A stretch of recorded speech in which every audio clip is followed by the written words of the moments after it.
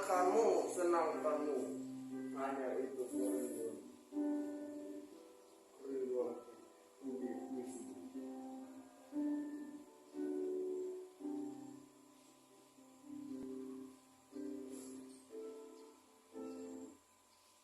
Ibadah minggu ini jadi dalam nama Bapa, Anak, dan Roh Kudus.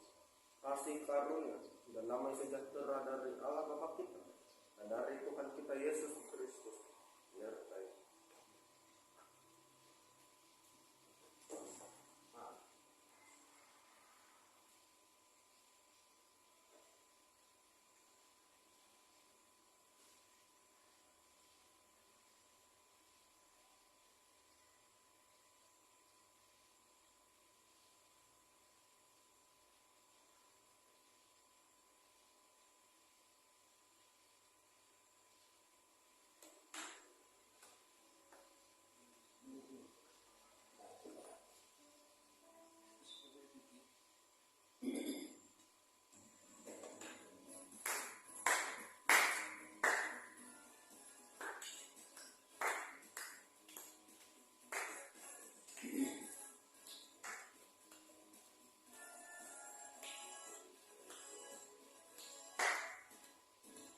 Alam raya berkumandang oleh yang mulia dari gunung daripada hidung malaikat bergema.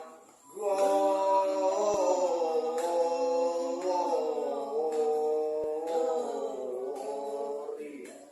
in excelsis Deo. Gloria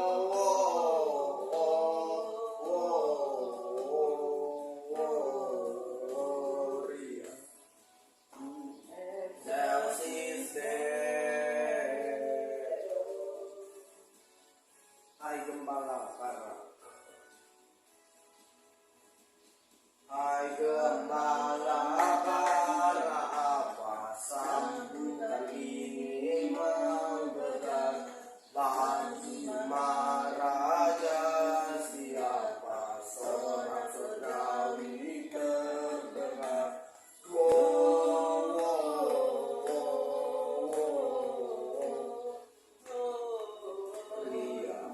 in excelsis Deo.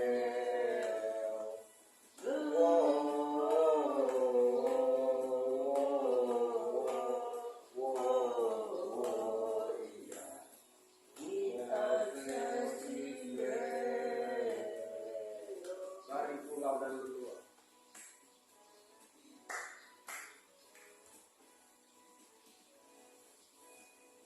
Dari pulau dan benua terdengar selalu lagu pujian semua bagi nama penebus.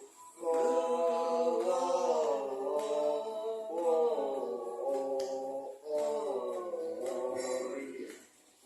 muliakan Tuhan.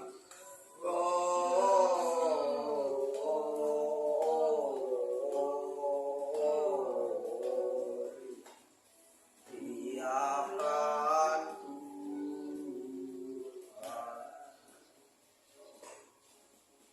Ikutilah hai gembala nyanyian sorga yang merdu, mainkan suling dan rebana dan bersyukur di hatimu.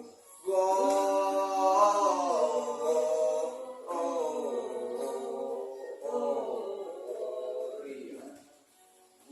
excelsis Deo.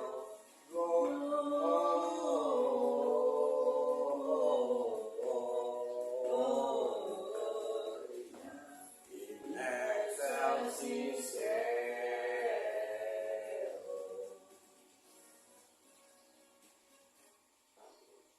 Masih semangat, amin. Kembali kita angkat pujian. Kita surga bergema.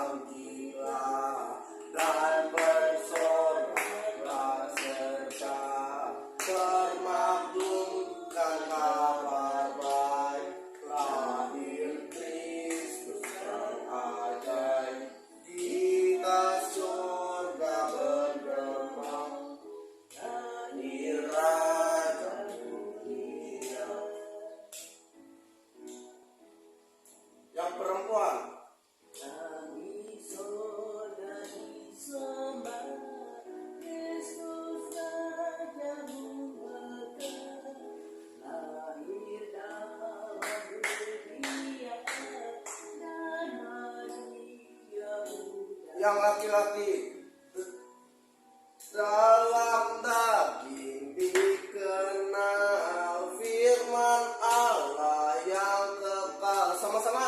Dalam anak yang kecil nyatalah Immanuel, kita sorga bergema, lahir Raja mulia.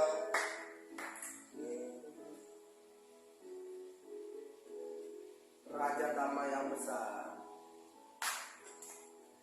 Raja damai yang besar, surga hidup yang benar, meneguhkan dunia dan naungan saya. Dia tidak memandang dirinya, bahkan mau diterimanya, lahir untuk memberi hidup baru abadi. Kita surga bergema, lahir Raja mulia. Up the heaven angels sing, glory to the newborn King. Sebelum kita mendengarkan kebenaran firman Tuhan, kita kembali mengangkat penyembahan kita yang berkata tenang. Kenapa kita? Karena Kristus yang adalah Tuhan memegang kita dengan tangan kanannya yang membawa. Amin.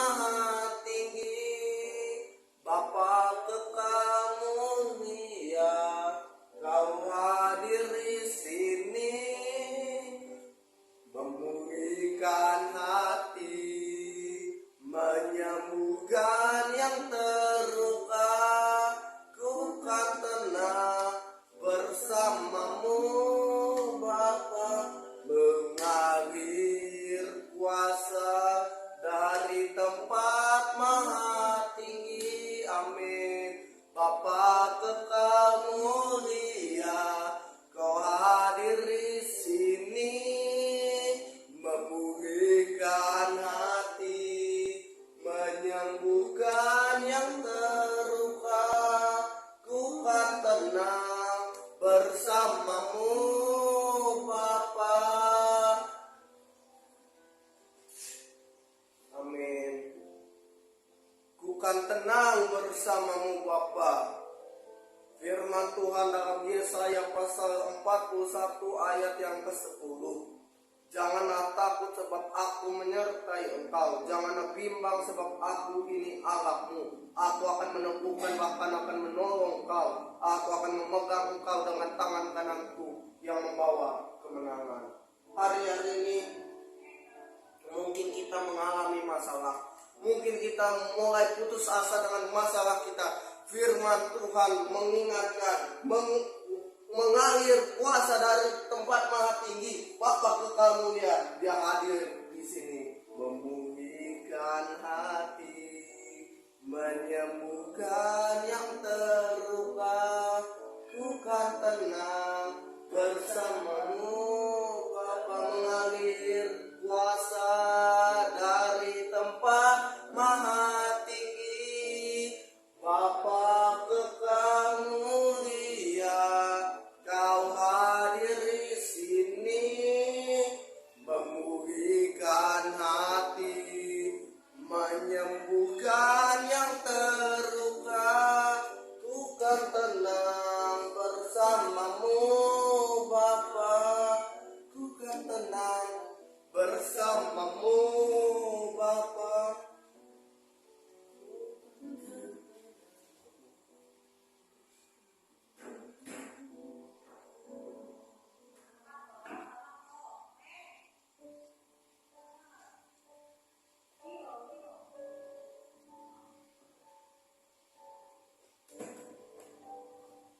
Mari kita menyatukan hati kita di dalam doa. Kami tenang bersamamu Bapa, sebab Yesaya 41 ayat 10 berkata, jangan takut sebab engkau menyertai kami.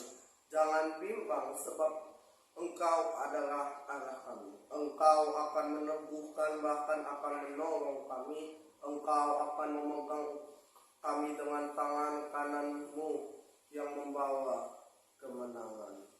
Hari-hari ini mungkin kami mengalami sesuatu yang membuat kami putus asa, sesuatu yang kami rasa, gimana sih Tuhan, kenapa engkau tidak menolong aku? Mungkin hari-hari ini banyak orang yang berkata, Tuhan di mana engkau? Tuhan, saya sudah berdoa tetapi tidak ada jawaban. Firman Tuhan mengatakan Dia sedang mengerjakan segala sesuatu dan tidak ada segala sesuatu yang dijanjikan yang gagal. Ayub pasal 42 ayat yang kedua. Hanya dari kata orang saja kita mengenal. Apakah kita sudah mengenal Dia dengan benar? Sampaikan isi hatimu, biar rohmu yang berbicara di dalam nama Tuhan Yesus Kristus. Shalom. Nah, hari-hari ini kita banyak berbicara tentang kebebasan. Terutama ini adalah bagian-bagian terakhir dari sesi kebebasan kita. Mari kita bersama merenungkan firman Tuhan di dalam 1 Korintus pasal 10 ayat yang ke-11 sampai ayat yang ke-13. Sebelum kita membaca firman Tuhan ini, ada 3 hal seperti biasa, 3 poin penting yang akan disampaikan. 1 Korintus 10 ayat yang ke-13. Semuanya ini telah menimpa mereka sebagai contoh dan dituliskan untuk menjadi peringatan bagi kita yang hidup pada waktu di mana akhir telah tiba. Sebab itu siapa yang menyangka bahwa ia teguh berdiri, hati-hatilah supaya ia jangan jatuh. Pencobaan-pencobaan yang kamu alami ialah pencobaan biasa yang tidak melebihi kekuatan manusia, sebab Allah setia, dan karena itu Ia tidak akan membiarkan kamu baik melampaui kekuatanmu, pada waktu kamu dicobai, Dia akan memberikan kepadamu jalan keluar sehingga kamu dapat menangguhnya. Sama-sama kita berkata, amin. Siapa sih yang nggak pernah yang namanya mengeluh? Siapa di dalam hidup ini yang tidak pernah mengeluh? Oke, kalau tidak ada berarti pertanyaannya dibalik. Siapa yang dalam hidupnya banyak mengeluh? Nah, kenapa pertanyaan ini penting? Karena firman Tuhan pada hari ini berkata, pencobaan. Pencobaan itu adalah seperti masalah kita. Oke, jangan saya dulu. Orang banyak mengeluh sebetulnya bukan mengeluhkan masalahnya, tetapi mengeluhkan jawaban atas masalahnya. Tuhan, saya sudah berdoa, kenapa tidak ada jawaban? Tuhan, saya sudah beribadah, kenapa tidak ada jawaban? Tuhan, saya sudah berpuasa, kenapa masih tidak ada jawaban? Puasa kita, kalau di dalam kekristenan, puasa hanya makan 1 kali. Ya, tentu itu akan sangat membuat kita lapar. Dan kalau saudara-saudara kita makan 2 kali kalau puasa, ya kan? Nah, tetapi kenapa Tuhan tidak mengabulkan doa saya? Jawabannya simpel, Tuhan tidak mengabulkan doamu karena engkau mencoba menjadi seperti juru selamat. Mencoba menjadi seperti juru selamat yang bisa menyelamatkan dirimu. Mengeluh sebenarnya adalah hal yang wajar yang sering dilakukan hampir semua orang. Mengeluh juga merupakan salah satu bentuk cara untuk mengeluarkan keluh kesah yang ada di dalam hati, sehingga tidak menjadi stres dan malah merusak kesehatan. Kalau menurut dok. Tapi kalau menurut Alkitab sendiri, menurut firman Tuhan, apakah mengeluh adalah hal yang wajar? Kita melihat orang-orang Israel, bangsa-bangsa yang telah diselamatkan Allah dari yang namanya tanah Mesir,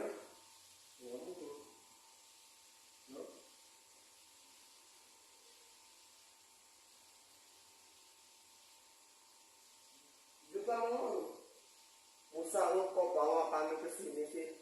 Lu mau kami semua mati di sini? Gak ada air. Mana di sini juga hambar, rasanya beda kayak di Mesir sana. Walaupun saat gua di Mesir itu dijadikan budak, tapi seenggaknya ada makanan Musa. Makanannya enak, makanannya tidak seperti di sini. Apa di sini? Hambar banget. Bukankah hari ini seperti itu? Kok gitu sih Tuhan? Engkau nyuruh saya seperti ini, engkau membawa saya ke sini untuk saya mati. Hari-hari ini banyak orang yang sudah dibawa dari tanah Mesir. Mesir berbicara tentang perbudakan Musa. Allah turun menjadi manusia dan dia mati di atas kayu salib dalam pribadi manusia. Dia menukar posisi. Kalau misal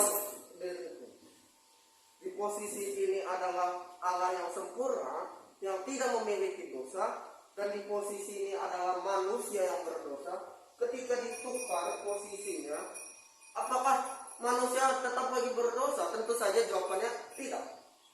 Allah menukar posisi sehingga manusia yang tadinya di posisi orang berdosa balik ke posisi semula pada waktu ia masih di taman Eden. balik ke posisi semula, yaitu apa? Sempurna, yaitu apa? Tidak ada dosa, sempurna. Di Taman Eden tidak ada yang namanya dosa. Sebelum manusia makan buah itu. Oke. Beberapa faktor mengapa orang banyak mengeluh tidak mendengar firman Tuhan. Jelas berkata, aku sekali-kali tidak akan membiarkan engkau, dan aku sekali-kali tidak meninggalkan engkau. Mungkin kita hari-hari ini sudah mendengarkan tapi belum percaya. Seperti waktu itu ada 4 orang. Yang pertama percaya melihat, percaya tidak melihat, tidak melihat percaya, dan tidak melihat tidak percaya. Sudah mendengar tapi belum percaya. Nah, ini yang bahaya di yang ketiga ini. Ragu dengan penyediaan Allah dalam hidup. Seperti bangsa-bangsa Israel. Tuhan, kok engkau jahat sih Tuhan? Saya dibawa ke sini untuk apa Tuhan? Lebih baik saya mati di Mesir sana. Kalau kita membaca kitab dulu kesah orang Israel, betul kan? Tuhan, mending saya di sana Tuhan, di Mesir enak makanannya. Ya seenggaknya saya ini mendapatkan gizi. Kenapa saya dibawa ke padang pasir yang panasnya minta ampun? Kita kadang dibawa juga kepada padang pasir kehidupan. Padang pasir berbicara masalah-masalah yang begitu sulit, masalah-masalah yang tidak mudah untuk dilewati. Nah ini versi bahasa Inggrisnya. All these things happen to them as example for others, and they were guided down as a warning for us, for live at time when the end is about to come. Oke, bahasa diterjemahkan seperti ini. Semuanya ini telah menimpa mereka sebagai contoh dan teladan kepada kita. Dan mereka menuliskannya ini sebagai peringatan untuk kita yang hidup pada zaman-zaman akhir. Jikalau kamu berpikir kamu berdiri dengan tegak, berhati-hatilah, karena kamu bisa saja berhati-hatilah supaya kamu jangan terjatuh. Segala hal yang menimpa kamu, yang kamu alami, itu adalah segala sesuatu yang normal, yang tidak melebihi manusia, yang tidak melebihi kemampuan manusia. Tetapi Allah tetap dengan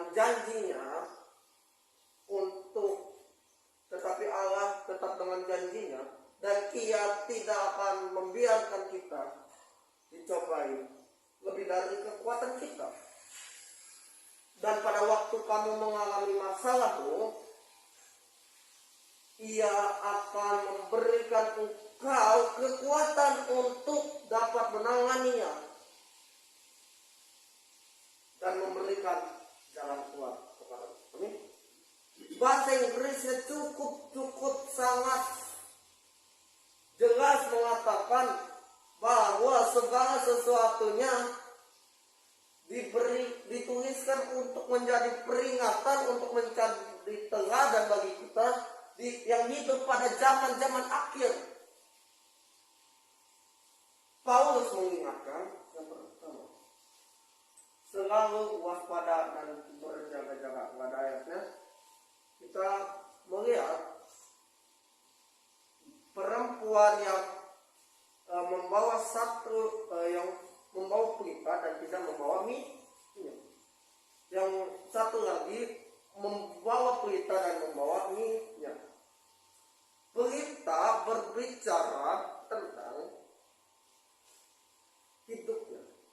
hidupnya diisi dengan minyak. Minyak apa? Minyak adalah firman Tuhan. Bayangin. Kita punya lilin, gak ada korek api. Itu sama aja kita makan kalau sama orang Indonesia gitu. Sama aja kayak orang Indonesia makan tanpa nasi. Rasanya nggak enak kan, nggak kenyang kan.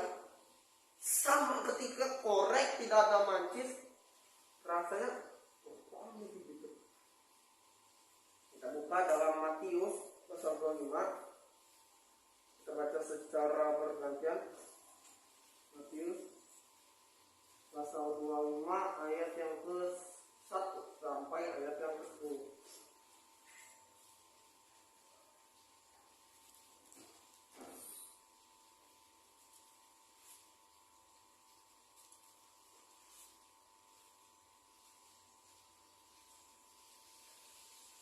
Pada waktu itu hal kerajaan surga seumpama 10 gadis yang mengambil pelitanya dan pergi menyongsong mempelai laki-laki. 5 di antaranya bodoh dan 5 bijaksana. Gadis-gadis yang bodoh itu membawa pelita, perhatikan, tetapi tidak membawa minyak. Sedangkan gadis-gadis yang bijaksana itu membawa pelitanya dan juga minyak dari.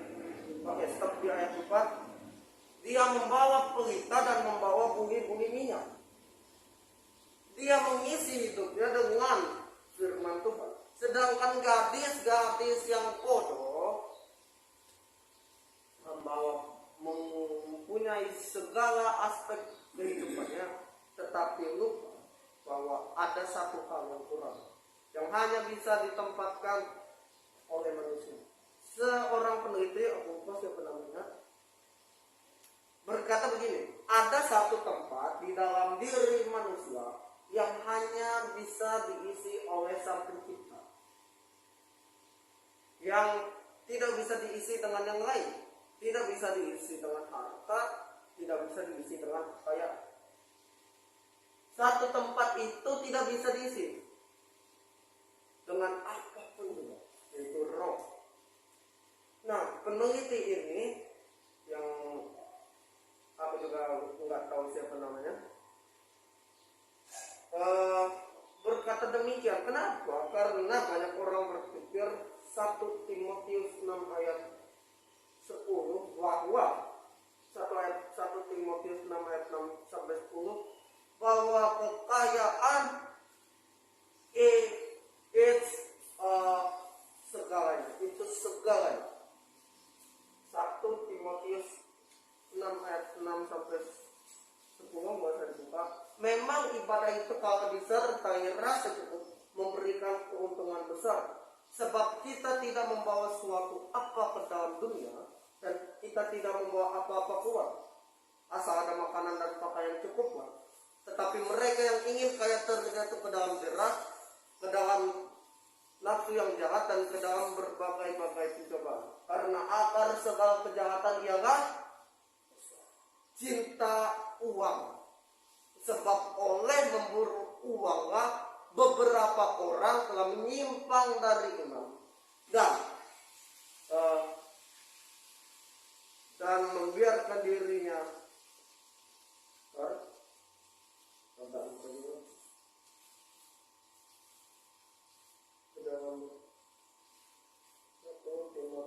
biar lebih jelas kita buka ayatnya 1 Timotius 6 ayat yang ke 6 sampai 10. Kita baca di ayat 10.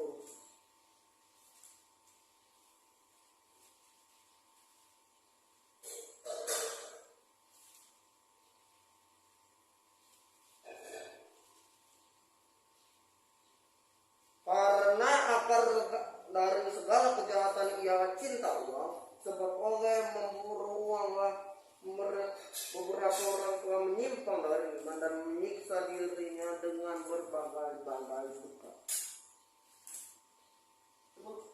Ternyata orang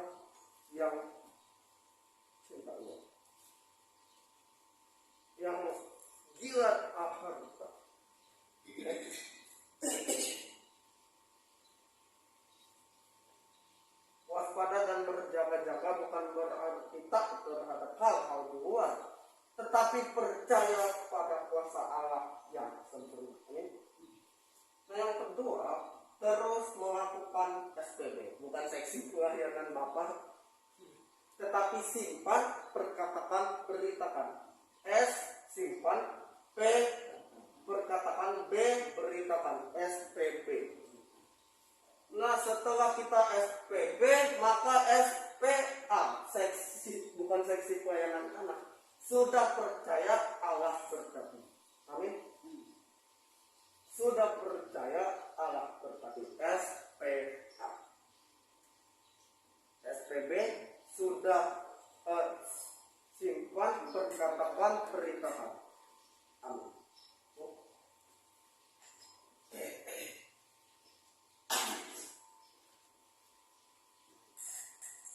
Kami sedang mendengar firman ya Tuhan, biarlah Tuhan memakai firman, ajari kami untuk melakukannya, ajari kami untuk percaya dan dapat melakukannya setiap hari di kehidupan kami hari-hari. Tuhan, kami selalu dalam keadaan ini dengan kami dalam kuat Tuhan.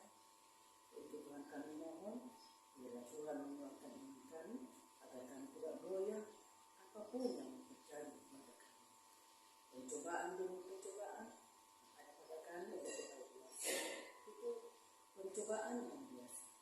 Tapi Tuhan tidak membiarkan kami di dalam pencobaan. Tuhan mengeluarkan kami dari pencobaan. Terima kasih Tuhan Yesus. Tuhan yang bermasalah di dalam keluarga. Biar kami kuatkan pada kami. Tuhan Yesus dari firman yang Tuhan kami dengar bisa bermanfaat dalam kehidupan kami dan kami. Bapa, berkati cucu Tuhan, biarlah dia pelaku firman-Mu dan menyebarkan firman-Mu. Saya serahkan cucu kepada Tuhan di dalam tangan Tuhan. Dia masih kecil Tuhan. Untuk Tuhan, biarlah Tuhan menuntunnya, membimbingnya di dalam kehidupan. Ajari dia untuk kuat di dalam Tuhan. Ajari dia Tuhan apapun permasalahan. Dapat dia selesaikan dengan dan juga kesehatannya sedang baik. Sembuhkan dia Bapa. Tuhan memberkati Bapa. Terima kasih Tuhan Yesus. Kami serahkan seluruh kehidupan kami. Tuhan membimbingkan, Tuhan mengajarkan, Tuhan mengarahkan kami dalam setiap langkah. Terima kasih Tuhan Yesus. Yesus kami berdoa. Oke, ibadah Natal 25 Desember 2022. What did God promise to you? Artinya, apa yang telah Allah janjikan kepadamu? Ibadah malam tahun baru, His light in the darkness. Dia, Yesus, bercahaya di tengah-tengah kegelapan. Malam tahun baru, kedatangan yang kedua atau dalam bahasa Inggris, the second coming.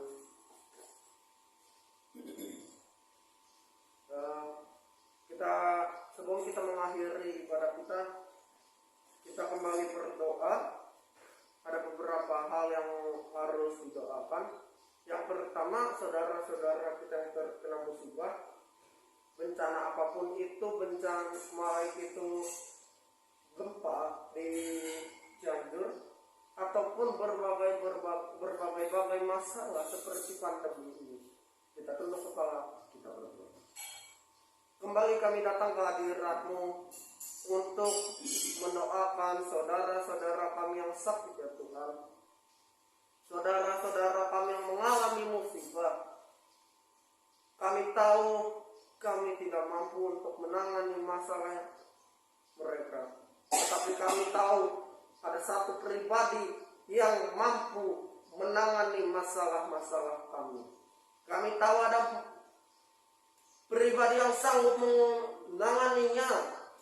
Pribadi itu adalah Yesus Kristus yang telah mati di atas kayu salib. Dan pada bulan Desember ini yang kami rayakan kelahirannya, kami berdoa juga bagi kasus pandemi COVID yang katanya akan melonjak naik di bulan Desember ini. Kami tolak di dalam nama Kristus Yesus. Resesi di tahun 2023. Kami perkatakan resesi di dalam nama Yesus pergi.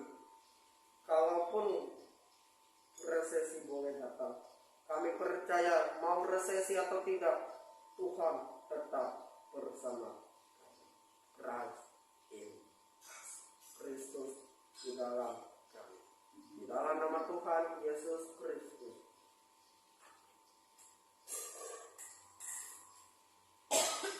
Janganlah kamu khawatir tentang apapun juga, tetapi nyatakanlah dalam segala hal keinginanmu kepada Allah dalam doa dan permohonan dengan ucapan syukur.